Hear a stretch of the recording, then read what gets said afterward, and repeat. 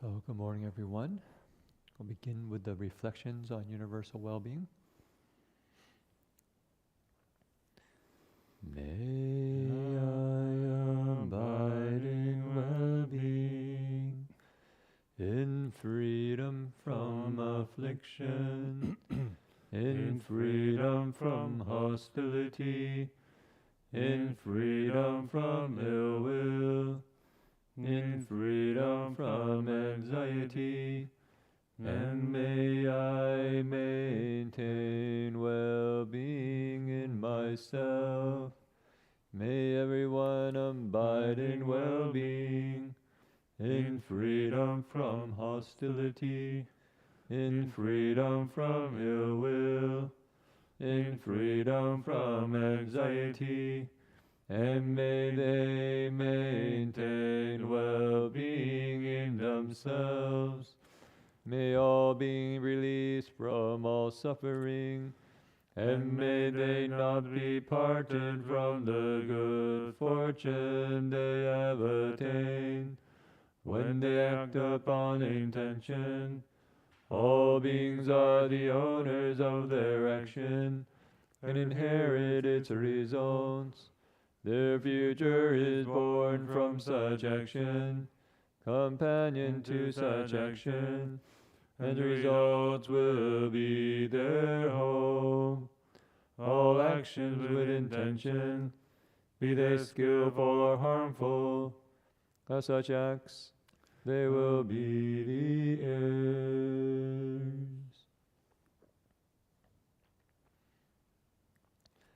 So, good morning. This morning I was thinking of talking about taking refuge. This weekend, on Saturday, we have a number of DRBU students and staff coming to the monastery to take refuge. And I spent a little bit of time writing some of my reflections on this important practice. Master Hua says, it's the most important decision we make in life. So I wrote this for myself called Refuging Ourselves. Where do we go for refuge? As children, we often turn to our parents, hoping that they'll take care of us, approve of us, and most importantly, love us for who we are. But as we grow older, we realize our parents are not an ultimate place of refuge. Sometimes they get angry or depressed, frustrated or worried. And they can say or do things that make us doubt their reliability. Where do we turn? I think that's the experience for many of us growing up. As children, we find safety next to our parents. They feed us, they give us shelter. But sometimes, at some point in our life, we might realize actually our parents are also human, right? They have their own difficulties in life. And we have to actually find something more solid than just being next to them. So where do we go? I think oftentimes we go to friends. Yes, they're accepting, often fun to be around. They give us a sense of solidity in belonging, that we feel part of a community. We're not alone. But even then, friends drift apart, perhaps because of distance, new relationships or jobs, or worse, bad feelings from misspoken words or selfish actions. Remember, for a while, not even having friends really, when I moved to a new school and got teased a lot. And then finally finding friends when I got back to middle school. And we played a lot of basketball, so I took refuge in basketball with my friends. But at some point, we all went to college, and so we go on our own ways. So where else do we turn? we often turn to ourselves, maybe our intellect, trying to look smart, be intelligent, thinking that if I can just have the right answer, the right framework, or the right ideal, I'll be safe. I can take refuge in maybe some belief, perhaps a ready-made, pre-packaged narrative like what we're given in our consumer society. Produce, purchase, please. Or maybe it's a kind of ideology or narrative of our own making. I'm right, everyone else is wrong. Or at least they don't really know what's going on. I know what's really going on. And so we take refuge in our thoughts. But then we can have our doubts because we see that our thoughts, ideas, even our tightly held beliefs change over time. How much of the world's suffering comes from people attaching to ideologies that became more real for them than their actual experience?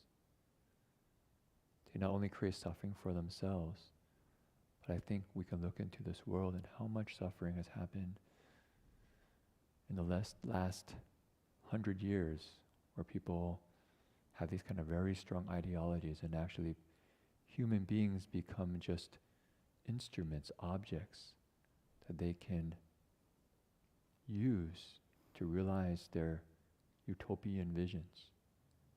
The kind of starvation that's happened and the death that's happened and the killing that's happened. The ripping apart of families, of societies, of the human heart.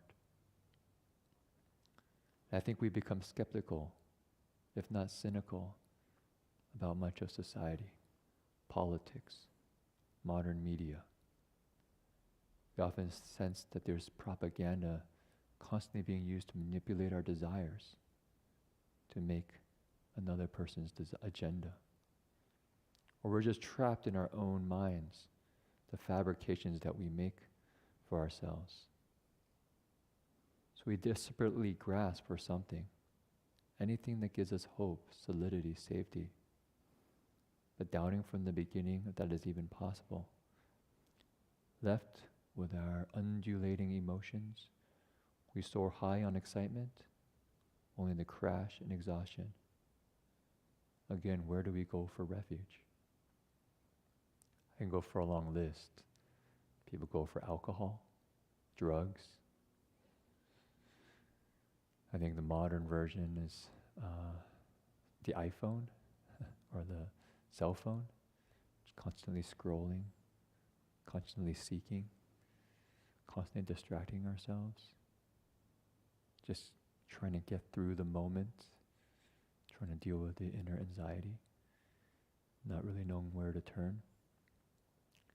So I think at this very point here, that the Three Refuges is extremely critical, because we actually make a decision to say, you know what, I'm going to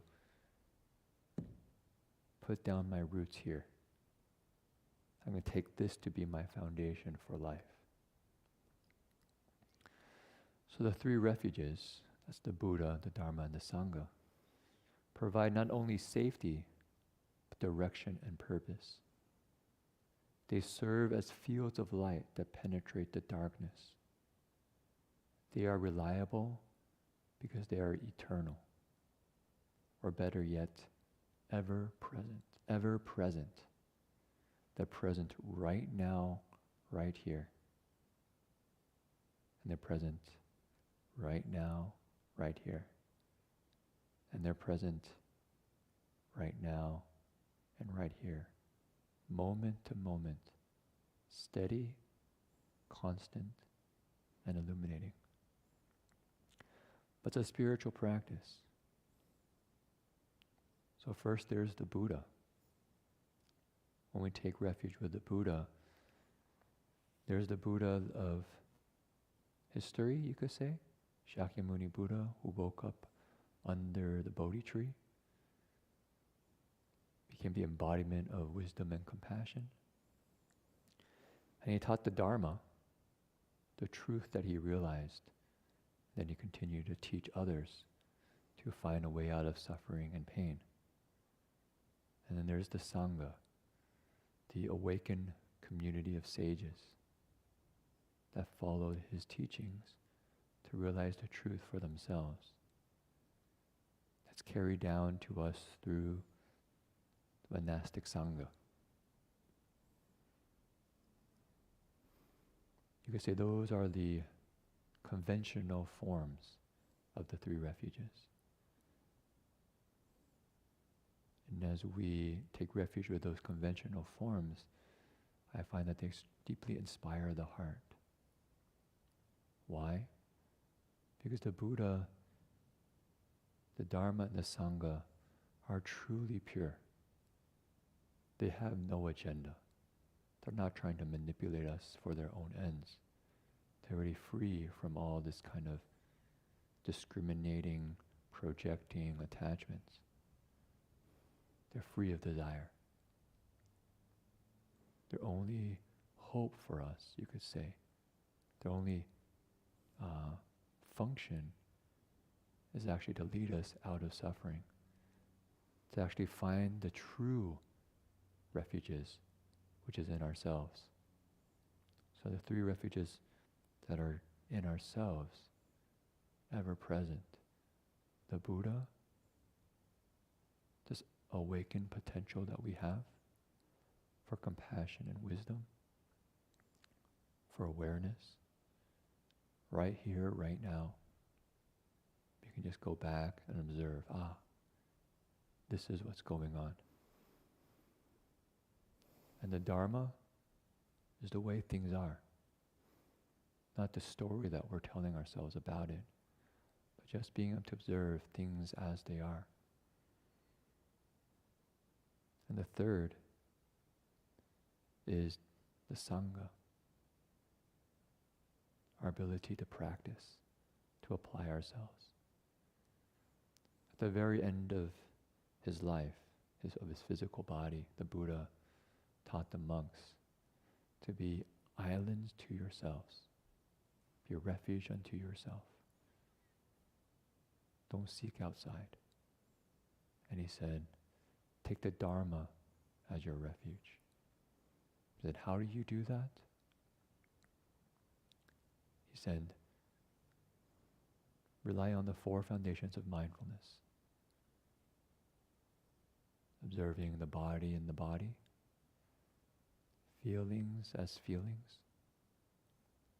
Say the mind or the thoughts as mind and the thoughts, and the mental qualities of the mind as the mental qualities of the mind. Observing those qualities that lead to liberation. What I find is this is a radical exhortation to us to say, pay attention to our experience. Not through the stories that we tell, because the stories we tell are pretty much delusions. We make them up day by day, moment to moment. But if we really want to find true freedom, then we really want to rely on the 3 jewels, the 3 refuges. And so for that, we have to actually go inward. So I think in this practice, actually, it's really important to take refuge every moment. To not take refuge in the usual places that we go. And by doing that, what we find is we find true safety, true happiness.